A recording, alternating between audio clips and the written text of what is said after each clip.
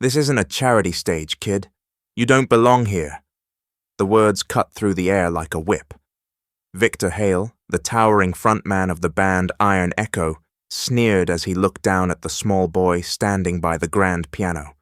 The crew chuckled nervously, unsure if they should laugh or stay silent. But the damage was already done. Ethan Carter froze, his 12-year-old hands hovering inches above the polished keys. His heart pounded, not from stage fright, but from humiliation. His brown eyes flicked to the side where his father, David Carter, stood in his faded orange janitor uniform, clutching a mop handle like it was the only thing anchoring him to the ground. The faceless camera lingers on Ethan's face, wide-eyed innocence colliding with raw shame. On David, jaw clenched, eyes burning, but powerless to step forward. On Victor, smug, confident, a man who had just drawn a line between who belonged in the spotlight and who didn't. Around them, the Riverside Music Festival buzzed with expectation. Technicians adjusted cables, VIP guests strolled in tailored suits, and security moved briskly to their posts. It was a temple of sound and spectacle, but for Ethan, it felt like a courtroom where he had just been declared guilty of dreaming too big. David's grip tightened. He wanted to shout, to defend his boy, to remind them all that talent doesn't come dressed in designer shoes. But the weight of years bent his shoulders. He had been invisible here for so long, cleaning up after other people's glory, that his voice refused to come out. Victor's laugh echoed, dripping with superiority. "What's next? You gonna sweep the stage and call it a performance?" The other band members shifted uneasily.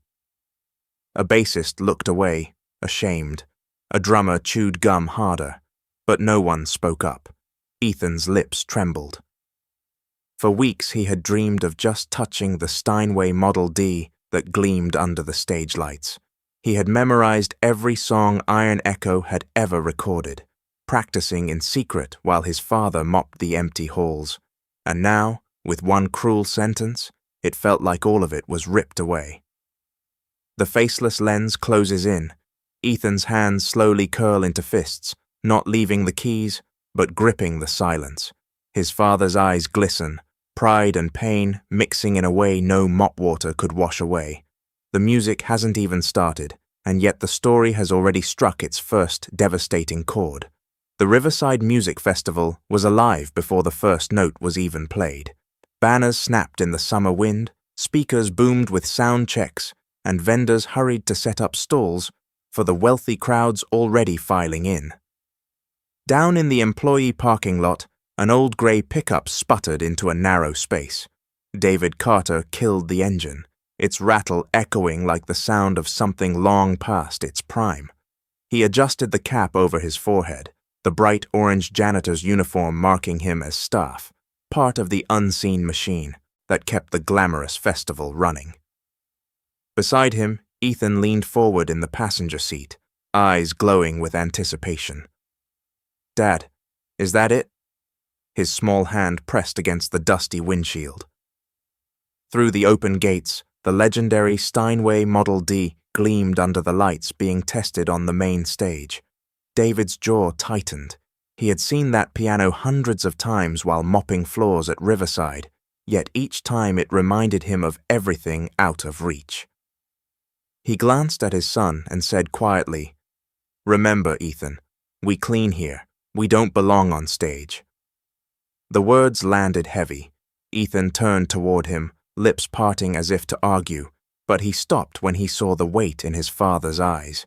David wasn't trying to be cruel. He was trying to protect him from the sting he had felt his whole life. They stepped out. David carried his work bag, shoulders slightly hunched, moving like a man used to being invisible. Ethan followed, sneakers scuffed, but every step pulling him closer to the sound of guitars tuning and drums testing. Inside the employee entrance, a security guard gave David a curt nod, then looked down at Ethan with raised brows. "VIP?" the guard asked dryly. "No," David answered before his son could speak. "Staff family." The guard smirked faintly and waved them through. Ethan kept his eyes forward, but the message was clear. He wasn't supposed to be there. David led him toward the janitor's closet, tucked in the back corridor. "You can stay here while I work," he said, pointing to a worn bench. "Read, sketch, whatever, but stay out of trouble." Ethan sat, but his eyes kept drifting toward the narrow window. Through it, he could see the stage crew setting the Steinway in place, its lid lifted like a black wing ready to fly. His fingers tapped silently on his knees, echoing the rhythm of the chords he had memorized late at night when no one was watching. David noticed and sighed. He remembered that hunger. He once carried it too. Before bills, before disappointments, before a uniform had replaced his dreams. "Ethan," he said firmly, kneeling so they were eye to eye, "this world isn't fair. They'll see where you come from, what you're wearing, and decide you don't belong before you touch a key. Don't give them the chance to crush you." Ethan swallowed hard. He wanted to say, "But what if I can show them?" Instead, he only nodded. David stood and picked up his cart. "Stay here." But as he walked out, the camera lingers on Ethan's face. His body stayed on the bench, but his spirit leaned out that narrow window, straight toward the piano that called him louder than any voice in the crowd. The festival outside thundered to life. Lights flashing, people laughing, money flowing like music itself. And in the middle of it all, a janitor's son sat in silence, holding a dream his father begged him to bury. The afternoon heat shimmered across the festival. Grounds as Iron Echo's tour bus rumbled into the back lot. The air changed instantly. Technicians straightened, assistants scrambled, and security stiffened at the sight of the platinum-selling band. Victor Hale stepped out first, tall, blonde, his designer shades hiding eyes already sharp with irritation. Behind him came the rest of the group, but all attention turned to the last man descending the bus, Connor Briggs, their celebrated pianist. Except Connor wasn't walking. He was being half carried, his face pale, his body trembling. "Food poisoning," one of the roadies muttered, voice low but traveling fast. "He's been sick since the drive." Connor staggered, clutching his stomach, before collapsing onto a folding chair. A medic rushed over, shaking his head. "Severe dehydration.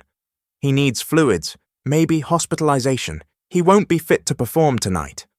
The words hit the band like a crash of cymbals. Victor's jaw tightened, his voice rising above the noise. "You're telling me our headlining set, our signature set, is about to fall apart because of this?" He gestured furiously at Connor, whose head lolled against the chair. "We cannot go on without piano. Half our tracks depend on it." The bassist shifted uncomfortably. "We could cut a few songs." "No!" Victor snapped. "The sponsors paid for Crescendo of Dreams, for Silver Lining. Without piano, we're a cover band with better lighting. Do you want to watch 20,000 people boo us off stage?" The drummer chewed his gum harder, saying nothing. The tension rippled outward, crew whispering, assistants exchanging nervous glances. Everyone knew Victor's temper was as legendary as his voice. Victor paced, raking a hand through his perfectly styled hair. "Get him meds. Get him upright.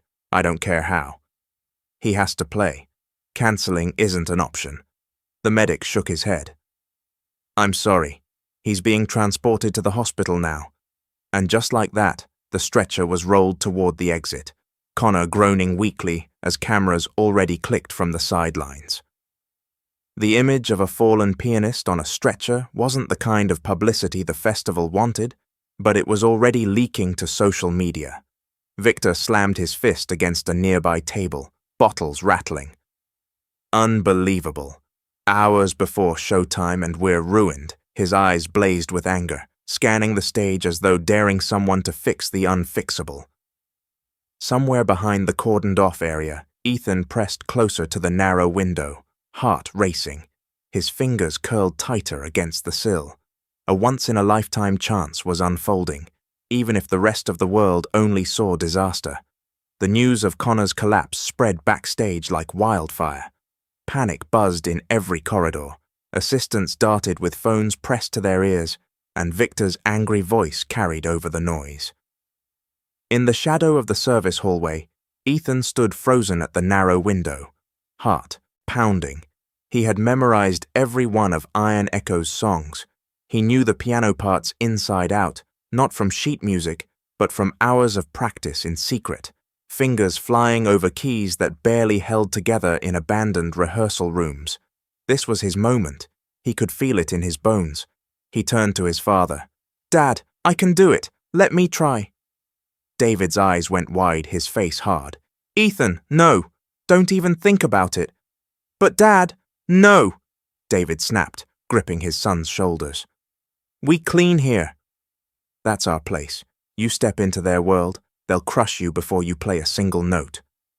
His voice shook, fear mixing with memories of his own dreams silenced long ago, but Ethan's resolve burned brighter.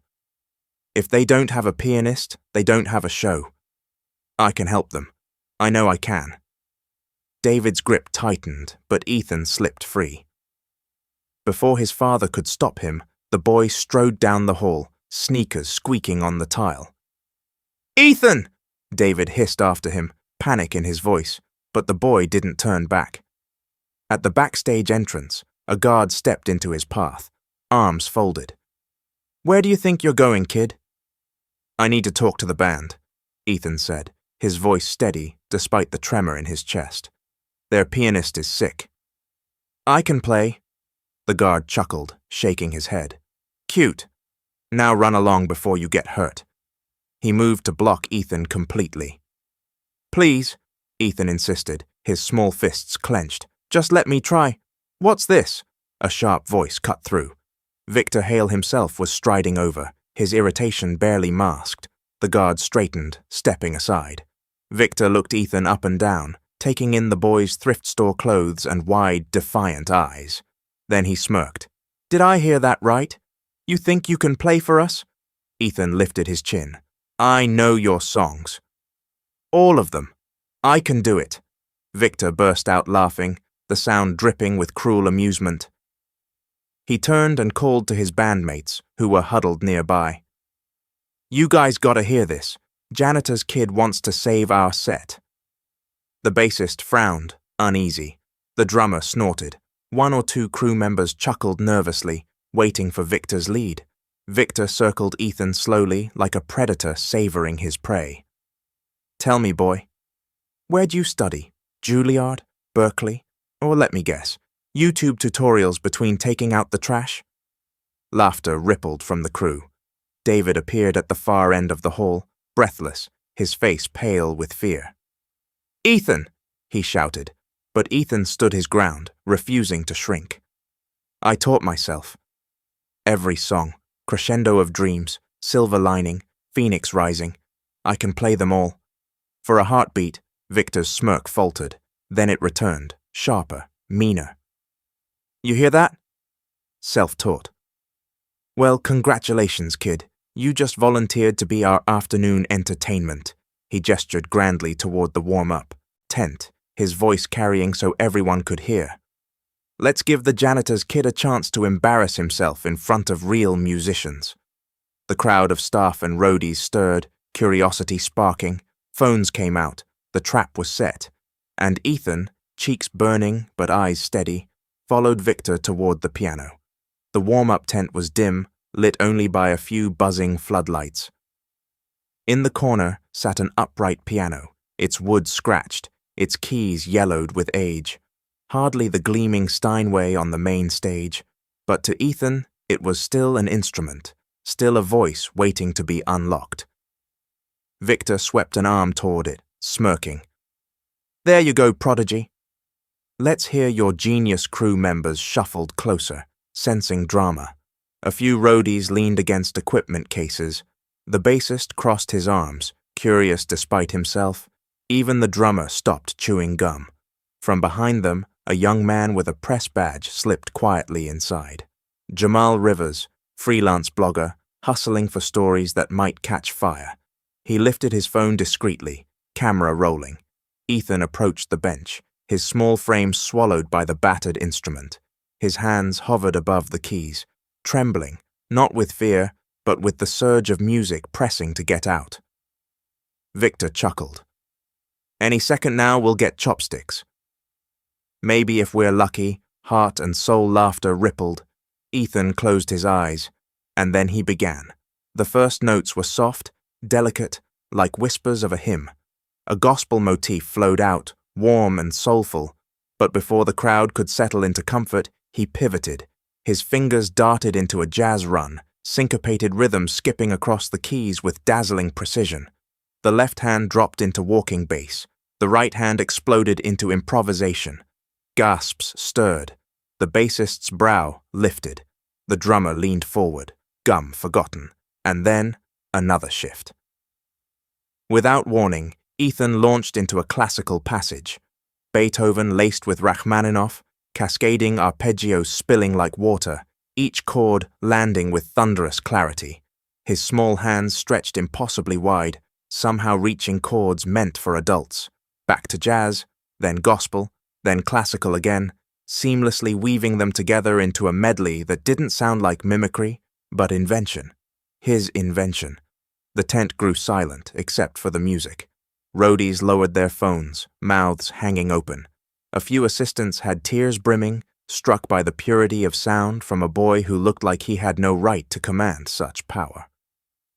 Jamal's phone shook in his hand as he captured it all. He knew instantly this was the kind of video that would explode online. Ethan's body swayed with the rhythm, eyes still closed. He wasn't showing off. He wasn't trying to impress. He was playing truth, his truth, poured out in every note. The medley built higher, faster, until the final run soared, then descended into a quiet gospel cadence, resolving on a soft, trembling chord. For a moment the tent was utterly still. Then, applause, not raucous, not staged, genuine startled claps from band members, staff, even a few security guards who had drifted in. The bassist muttered, "That's unreal." The drummer whispered, "Kid's got fire." But Victor's smile returned, sharper than before. He clapped slowly, mockingly. "Impressive parlor trick. Very entertaining."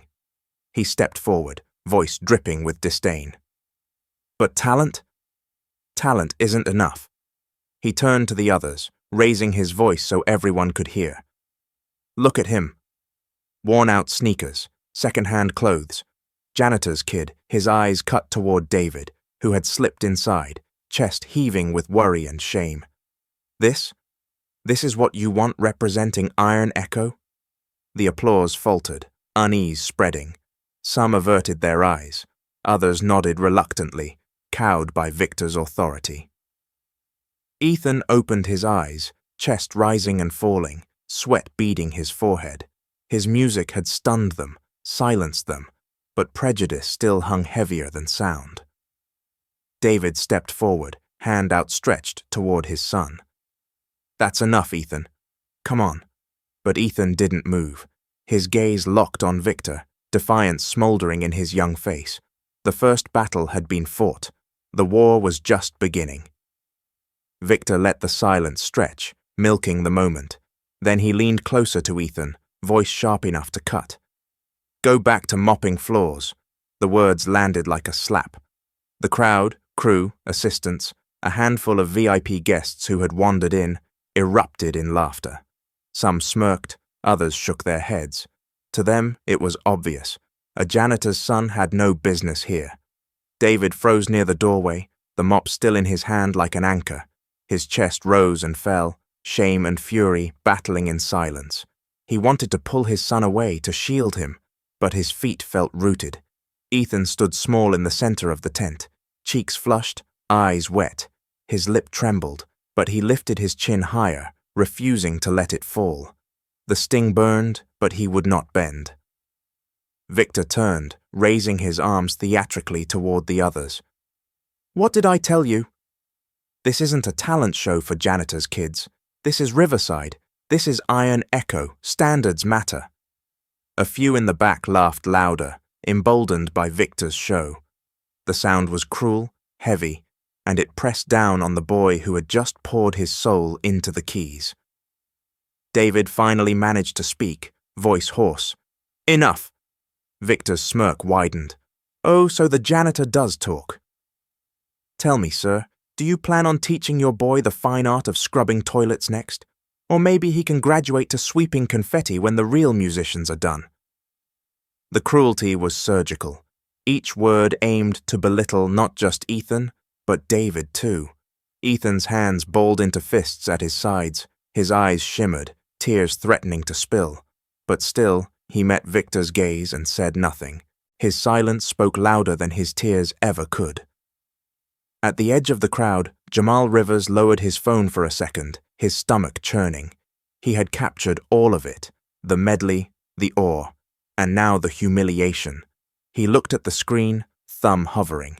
Then he hit upload. Within seconds, the video hit his feed. Title blazing, "Janitor's Kid Destroys Piano. Rockstar Destroys Him Back." Notifications popped instantly. Likes, shares, comments. A spark had been lit. Back in the tent, Victor gave a dismissive wave. "Escort them out," he ordered security, already turning away as though the Carters had ceased to exist. David finally grabbed Ethan's shoulder, gently but firmly. His voice cracked. "Come on, son." Ethan wiped his eyes with the back of his sleeve. He kept his head high as they walked through the parted crowd. Laughter followed, whispers stung, but he did not bow. Behind them, Jamal's phone buzzed non-stop. The hashtag was already forming, climbing, alive with outrage. Hashtag Let Ethan Play. The Carters slipped out of the tent in silence, but the internet had already found its voice. Jamal's clip hit Twitter, TikTok, and YouTube within minutes. The caption screamed across millions of screens.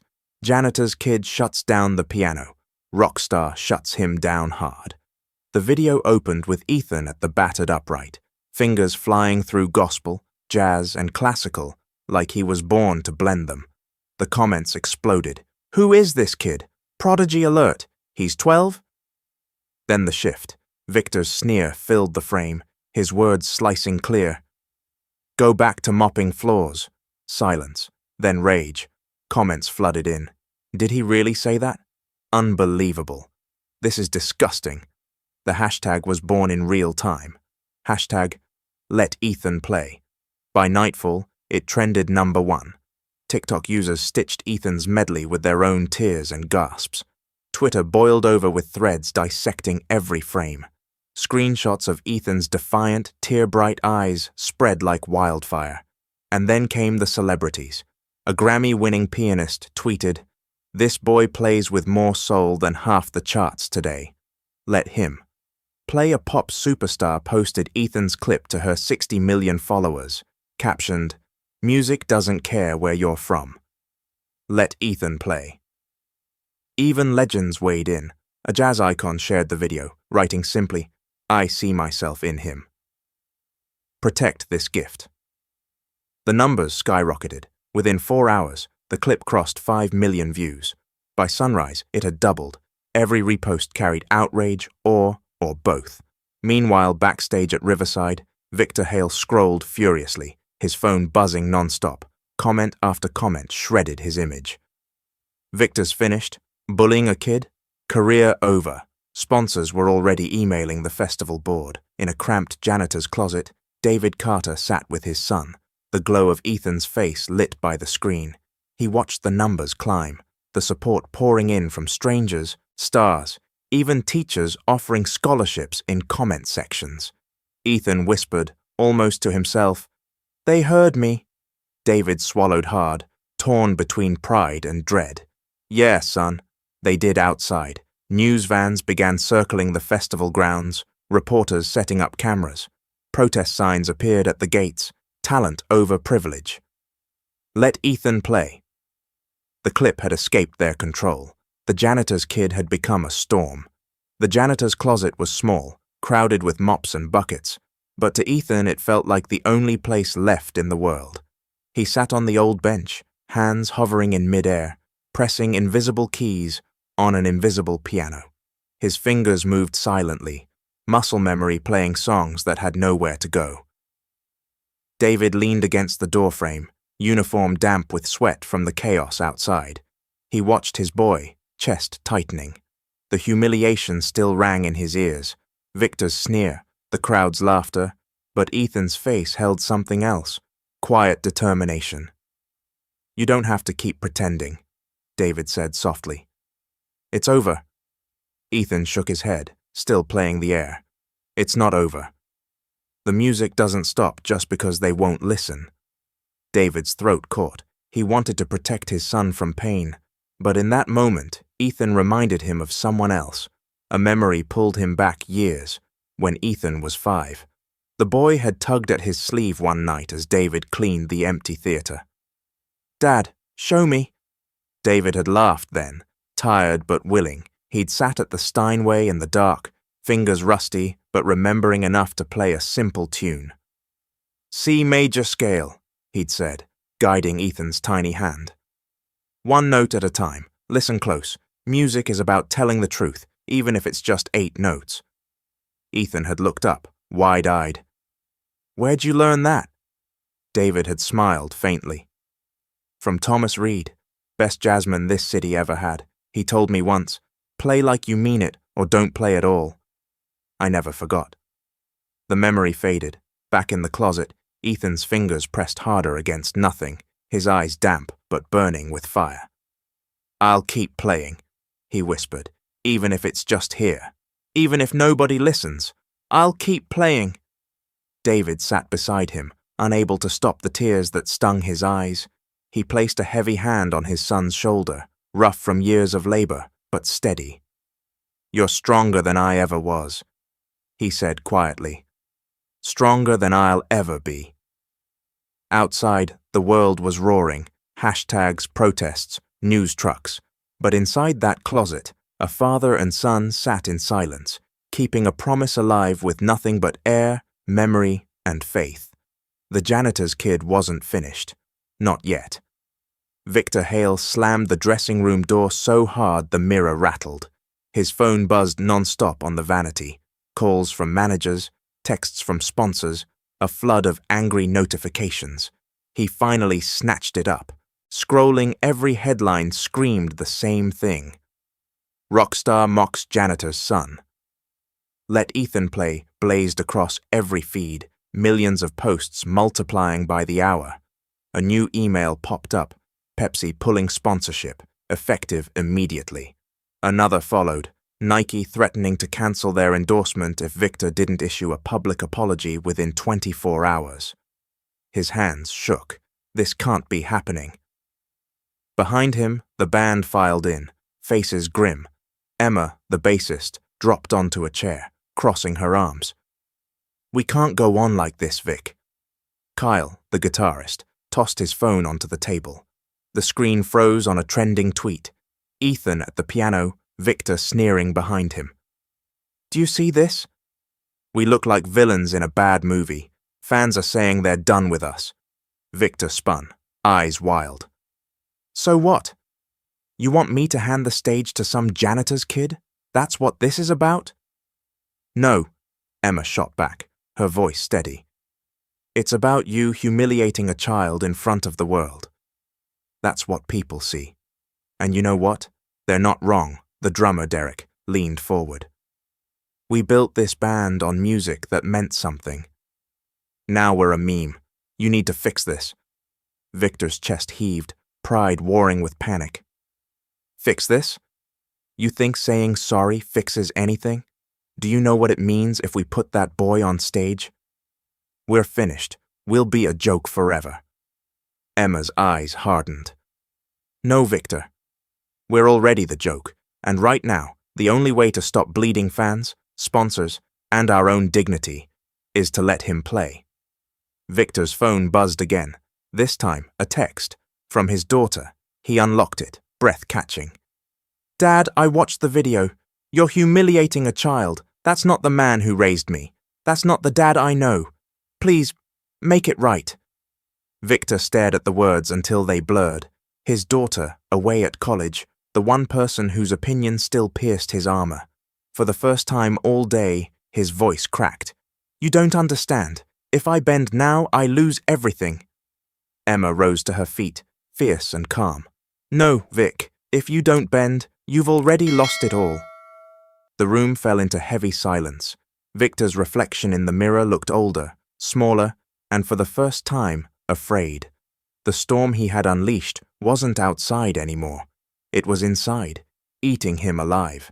The janitor's closet smelled of bleach and dust, but it had become a war room. Ethan sat on the bench, knees bouncing, while David leaned against the shelves, silent, heavy.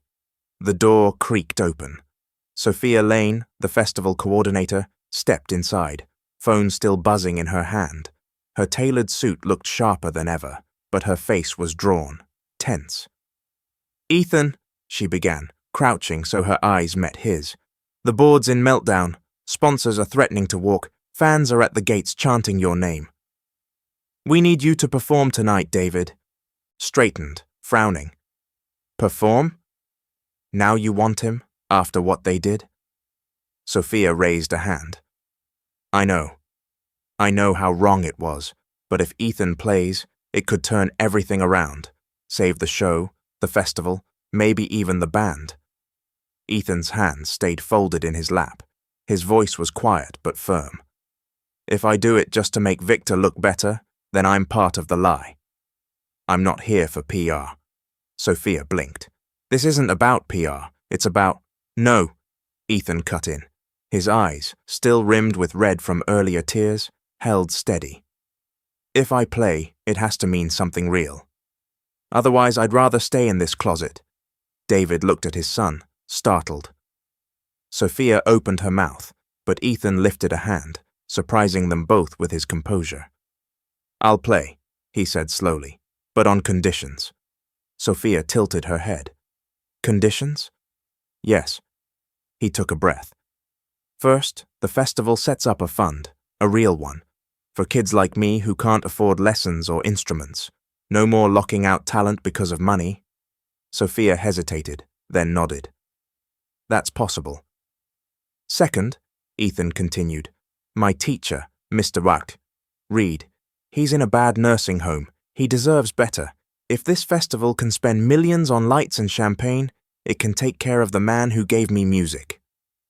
David's throat tightened. He hadn't expected Ethan to bring up Thomas Reed here now, but his chest swelled with pride. Sophia bit her lip. "That might require approval." "Then get it," Ethan said simply. The room went still. The boy's voice carried no arrogance, only conviction. "And third," Ethan said, glancing at his father, "my dad.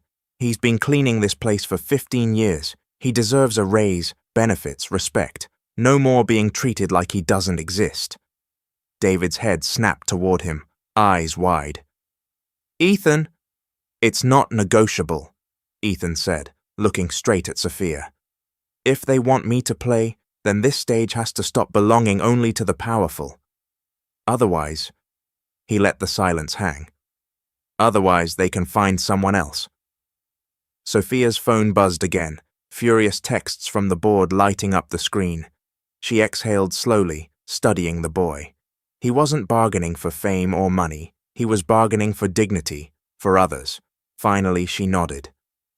"I'll take this to them." "But Ethan, if they agree, you have to be ready." Ethan leaned back, his small hands finally still. "I've been ready my whole life. They just haven't been ready for me." David pressed a trembling hand to his son's shoulder. For the first time that night, the janitor allowed himself a small, proud smile. The storm was shifting, and this time, Ethan was setting the terms. The hallway outside the janitor's closet pulsed with noise. Chants from the gates, reporters barking into cameras, phones raised high. When Victor Hale appeared, the crowd parted like a wave. His trademark swagger was gone. Shoulders slumped, eyes hollow. Every step was recorded, streamed live to millions. He stopped at the closet door, hand trembling before he knocked. Inside, David stiffened instantly. Ethan looked up from the bench, fingers still drumming on invisible keys. "Come in," David said flatly. Victor ducked into the cramped room, the sharp scent of bleach greeting him, For a moment he just stood there, a star in a space too small, staring at the boy he'd humiliated. "I was wrong," Victor said quietly. The words sounded strange in his mouth. "Ethan, I owe you an apology. Not for the cameras, not for sponsors. For me. For what I became." David folded his arms, watching closely. Ethan's gaze never left Victor's face. "Do you mean it?" Ethan asked, voice steady. "Or are you just scared your career's over?" The question hit harder than any headline. Victor's throat tightened. "Both," he admitted, "but mostly because when I watched the video, I hated the man I saw. My daughter texted me. She said, 'Dad, you're humiliating a child.' And she was right. That's not who I wanted to be." The silence stretched. Then Ethan rose slowly, standing eye to eye, though Victor towered above him. "If you're serious," Ethan said, "then prove it." Not with words. With actions, Victor frowned. "What do you mean?" Ethan listed them without hesitation.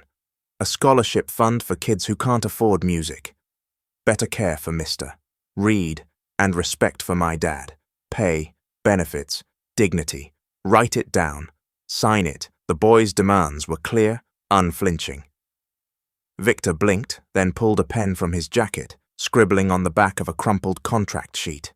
The crowd outside strained closer, live streams capturing every stroke of his pen. He handed it to Ethan, voice low. "Done. My word. My signature." Ethan read it carefully, then nodded. He extended his small hand.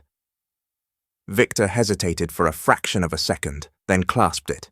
The image froze across thousands of screens. The rock star and the janitor's kid, shaking hands in a bleach-scented closet. Outside, the crowd erupted, phones shooting upward, hashtags spiking again. Hashtag let Ethan play, now joined by hashtag Victor apologizes and hashtag new beginning. David's eyes glistened as he watched his son stand tall, unafraid, forcing a superstar to bend to truth. For the first time all day, hope felt real. The apology wasn't just spoken, it was signed, sealed, witnessed by the world.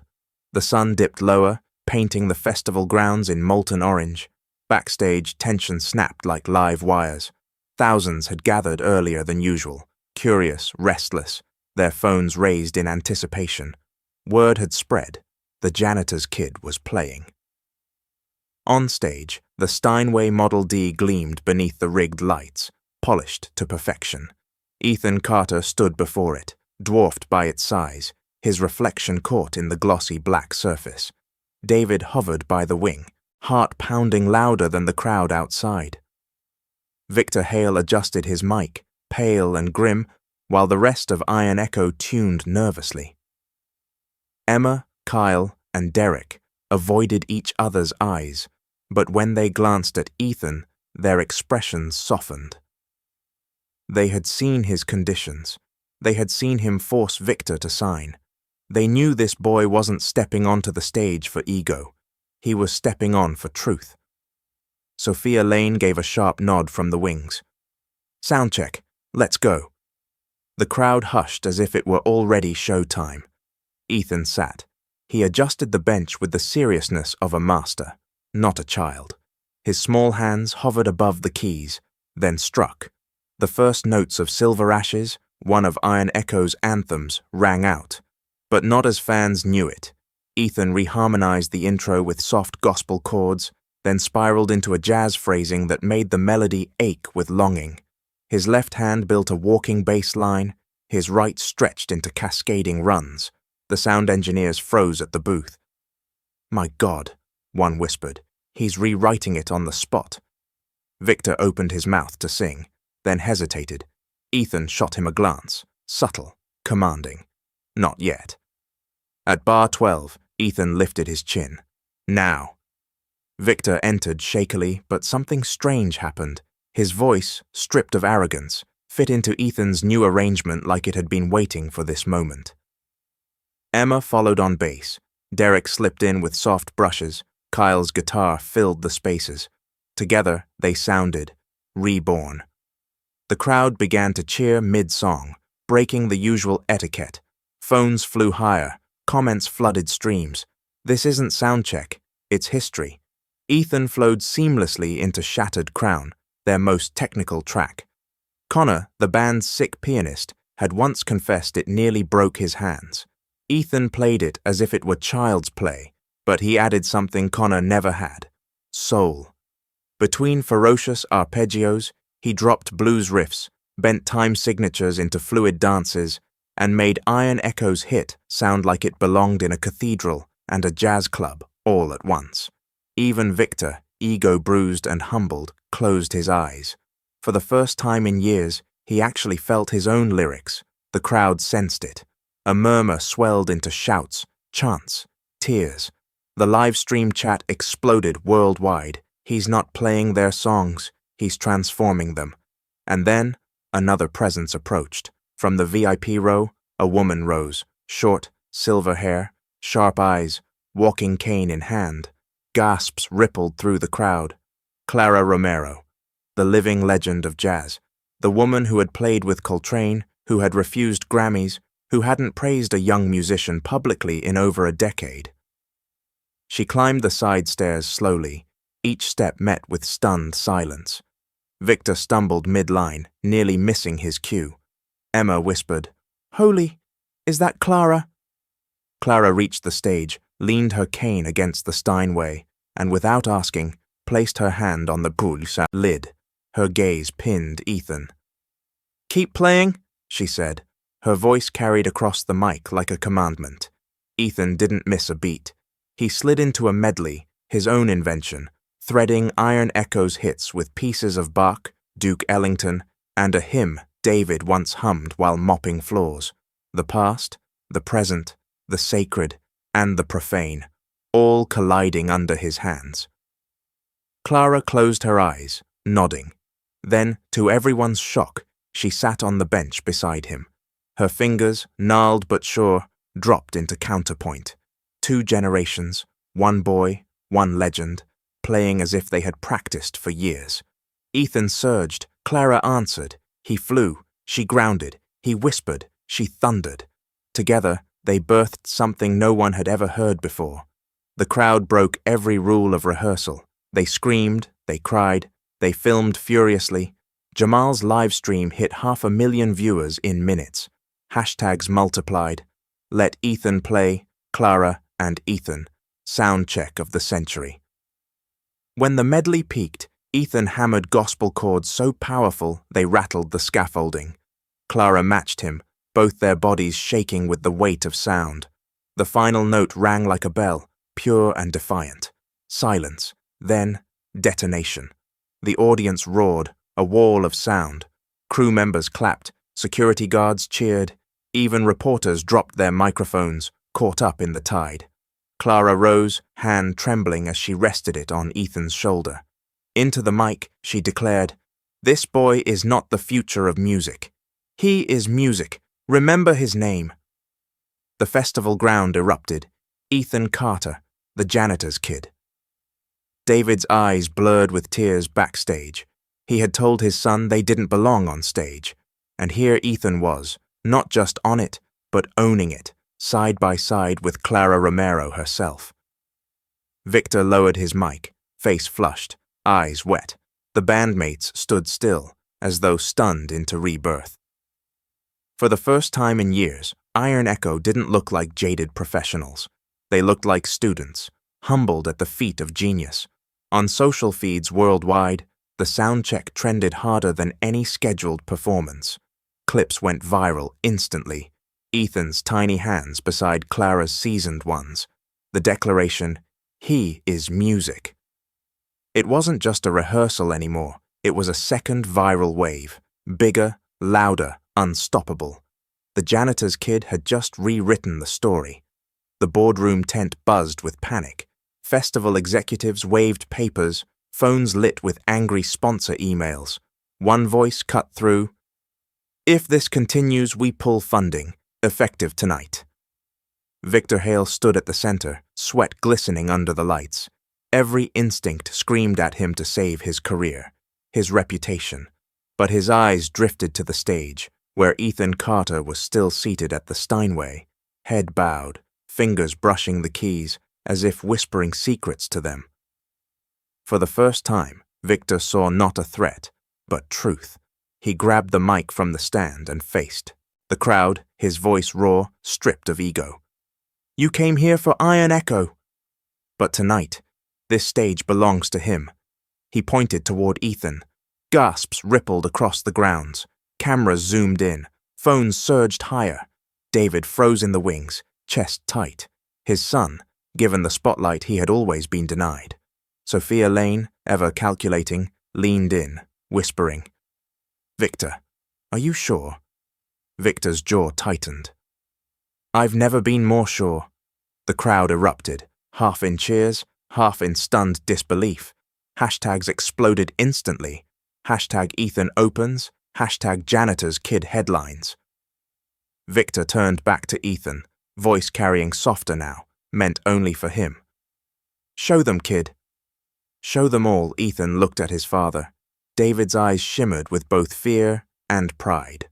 Slowly, Ethan nodded, stood, and approached the mic. His small voice trembled, but only for a moment. "I'll play.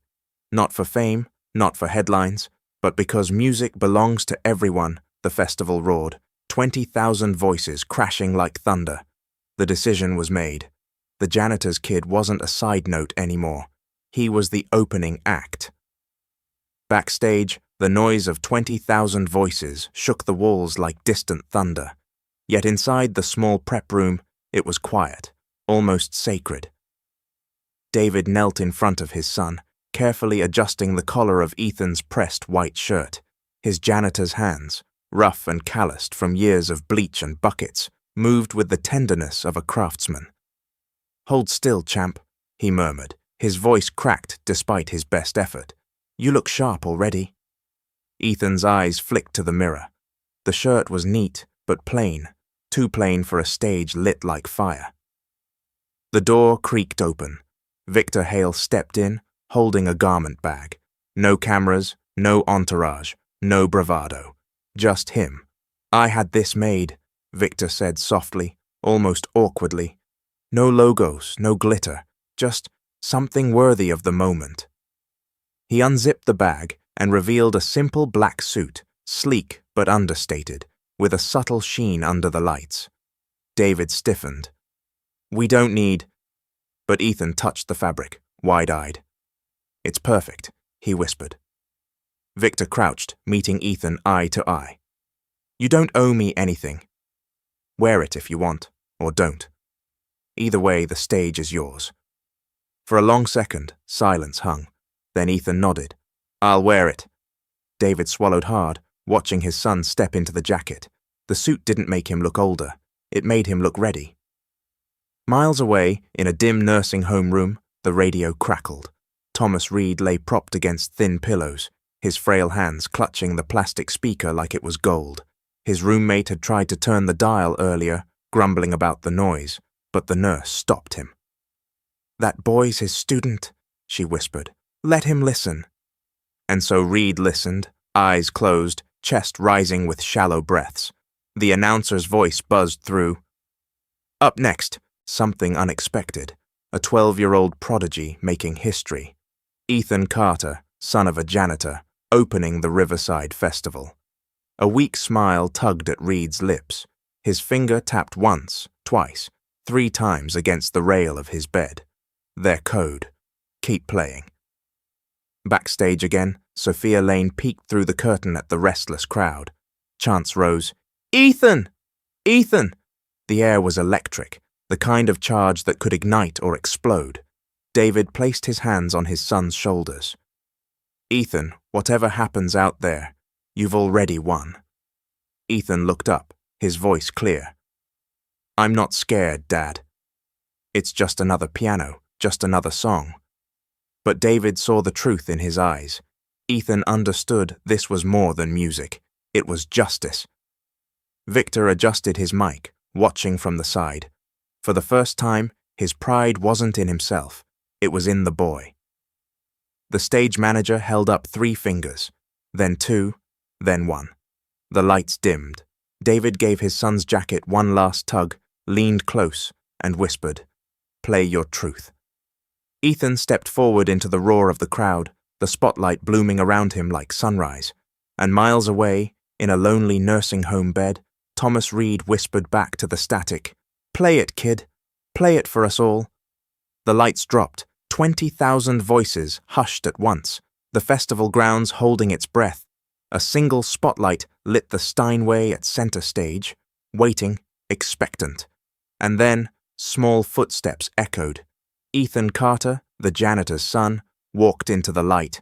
The suit Victor had given him fit like armor, his curls catching the glow, his hands trembling only slightly as they hovered above the keys.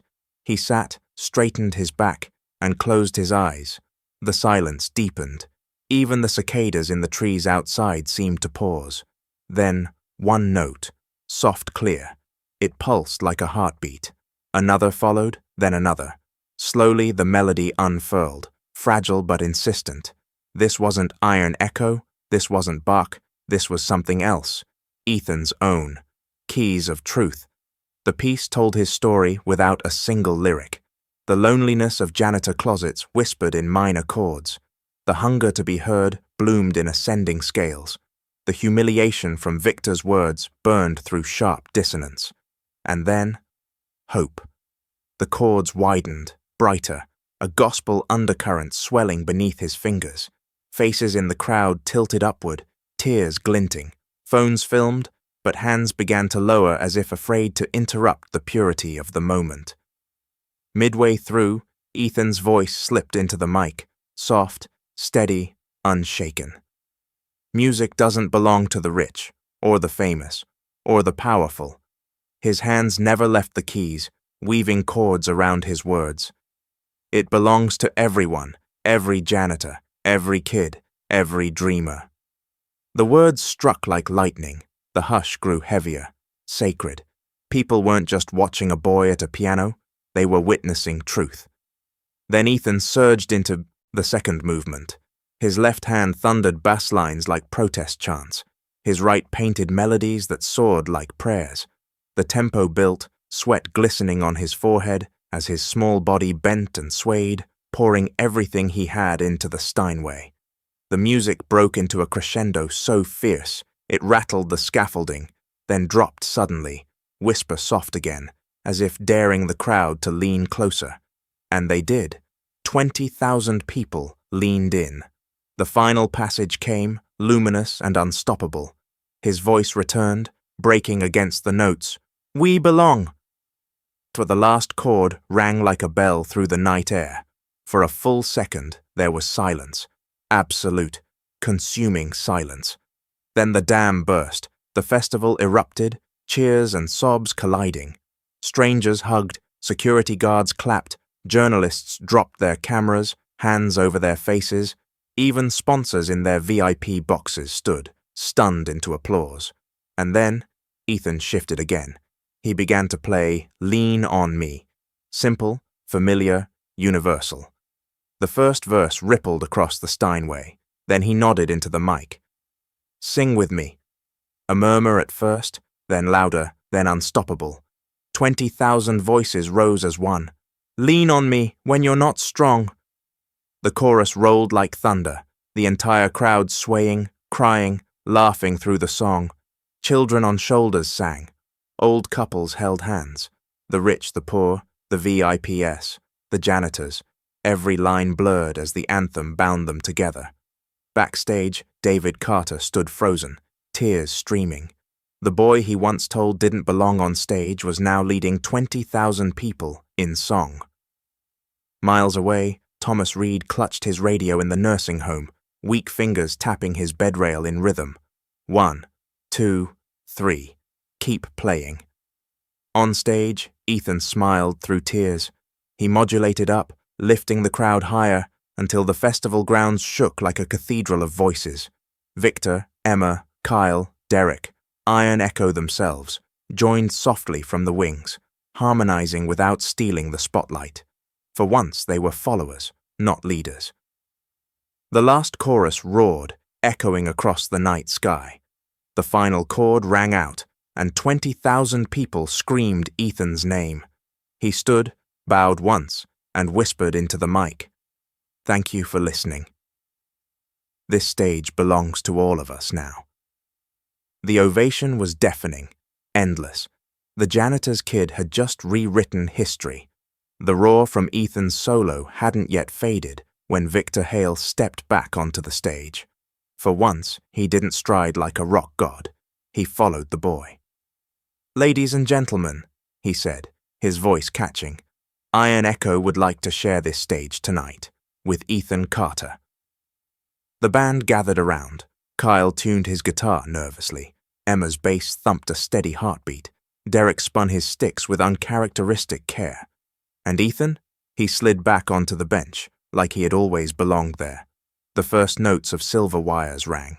Out, normally a safe, radio-friendly track, but under Ethan's hands, the song transformed. He wove blues runs through Kyle's riffs, echoed Emma's lines with gospel chords, lifted Derek's drums into thunder. The band, seasoned veterans, found themselves chasing him, relearning their own music in real time. The crowd felt it immediately. This wasn't just a setlist anymore. It was resurrection.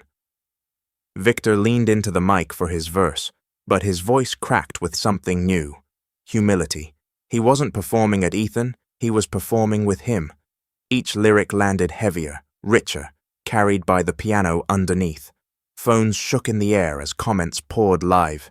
He saved the band. "This isn't Iron Echo anymore. It's Iron plus Ethan." By the second song, Crescendo of Dreams, Derek's jaw literally dropped mid-fill. Ethan didn't just match Connor's old part, he elevated it. He threaded counter-melodies that pushed Victor higher, steadier. For once, the band didn't look like stars babysitting a prodigy. They looked like students, hanging on every note. And then, another spotlight clicked on. Walking slowly across the stage came Clara Romero, the living legend of jazz, her silver hair glowing like a halo. The crowd gasped, then surged to its feet. Clara approached Ethan, nodding respectfully. "Mind if I borrow a corner of that piano, son?" Ethan's eyes widened, but he slid over an inch. Clara sat, her fingers curling gracefully over the keys. What followed felt impossible. A duet between a 12-year-old janitor's kid and a woman whose records had shaped American music for half a century. They didn't plan, didn't speak. They conversed in notes. Her smoky jazz lines curled around his gospel fire, her restraint grounding his daring leaps. Together they built a bridge across generations, styles, worlds. The audience stood stunned, tears streaming, phones forgotten at their sides. When the final chord landed, Clara leaned into her mic. "This boy," she said, her voice husky but strong, "isn't the future of music. He is music, right now." Tonight the festival grounds detonated in cheers. Up in the VIP box, Mr. and Mrs. Whitmore, those same sponsors who had sneered hours earlier, were both openly weeping. Mrs. Whitmore clutched her pearls, whispering, "We were wrong." Her husband stood, raising his glass toward the stage. "Tonight," he declared loudly enough for nearby cameras, "we commit to funding Ethan Carter's music program permanently. Every child deserves what we've witnessed here." The crowd roared again, this time not just for Ethan, not just for Iron Echo, but for a movement being born before their eyes. Victor caught Ethan's gaze, smiling through tears. For the first time, he didn't see a kid or a rival. He saw the band's soul, and as the set rolled into its final numbers, something miraculous happened. Iron Echo sounded new, not older, not diminished, reborn. The C.D. Janitor's son had not only claimed the stage, he had given it back its heart. The night had already felt historic, but Ethan wasn't done. As the last Iron Echo anthem faded, he stayed seated at the Steinway, head bowed. His fingers didn't launch into the next chart topper. Instead, he played a single, wandering line, light, searching. The crowd hushed again. Ethan leaned into the mic, his young voice trembling but resolute. "This isn't just my story. It's ours. Tonight, I want to play your voices, And then he did the unthinkable. He paused, listening. Somewhere near the front, a woman hummed a lullaby to her child. Ethan caught it instantly, folding it into his chords. Gasps rippled through the audience. From the left section, an older man began softly singing a gospel refrain. Ethan echoed it, his left hand turning it into a bass line. A teenager whistled a pop hook from the rafters. Ethan answered with a flourish, weaving it seamlessly into the fabric. One by one, the crowd joined. Bits of melody, fragments of memory, lullabies, church hymns, street songs, school chants. Ethan pulled them all in, reshaping them into a symphony no composer could have written alone. It was raw, it was imperfect, it was alive. 20,000 people realized in the same breath they weren't spectators anymore. They were the music. Tears streamed freely. Strangers hugged, swaying to rhythms they didn't know they had inside them. Parents lifted their kids onto shoulders so they could see the boy who had turned humiliation into harmony. Backstage, David Carter pressed his palms together, whispering through his tears, "That's my son." Sophia Lane, usually so calculating, covered her mouth in shock. "He's conducting them without a baton." Just heart on stage. Ethan's body rocked with the tide of sound, sweat glistening, hair clinging to his forehead. Every note built higher, brighter, until the symphony reached a towering crescendo that rattled the very rafters. And then, silence. Ethan lifted his hands off the keys. The crowd froze, breathless. For one heartbeat, the night was still. Then came the eruption. The standing ovation was instant, unanimous. It was not polite applause. It was thunder, stomps, whistles, sobs breaking into cheers. The kind of ovation that split history into before and after. Phones streamed it live, but no recording could capture what 20,000 souls felt in that moment. Victor Hale stepped forward, chest rising and falling, eyes glistening in the spotlight. He raised the mic but couldn't speak for a second. The roar was too loud. Finally, his voice broke through, raw and unguarded. "This stage," he swallowed hard, "doesn't belong to Iron Echo, not tonight. It belongs to Ethan Carter." The crowd roared louder, chants of, "Ethan! Ethan! Ethan!" rolling like waves. David stepped onto the edge of the stage, hands over his face, overwhelmed. Clara Romero reached out, steadying him, whispering, "Be proud. He's not just your son tonight. He's everyone's." Victor placed a hand on Ethan's shoulder. "Kid, you didn't just save a show. You saved us." The boy smiled faintly, eyes shimmering. "I just played what I heard." And in that simple truth, the night transformed into something immortal. 3 months later, the festival lights had long faded, but Ethan Carter's story had only grown brighter. Inside Studio A in Detroit, a Steinway sat gleaming under warm lights. Ethan, no longer just the janitor's son, wore headphones slightly too big for his head. His small hands moved across the keys with the same fire that had ignited a movement. Behind the glass, Victor Hale and the rest of Iron Echo watched proudly as the boy laid down tracks for their new album, an album that bore not just their name, but his, Iron Echo featuring Ethan Carter. The music wasn't just collaboration, it was rebirth. Critics called it the band's best work in a decade. Fans called it salvation. And Ethan, he just called it playing. But the real legacy stretched beyond the studio. Across town, banners announced the launch of the Carter Music Foundation, funded by Whitmore money, championed by Victor, but born from Ethan's conditions that night. Dozens of children, many clutching second-hand instruments, streamed into a bright rehearsal hall every Saturday. Tuition? Free. Their only admission requirement? A dream.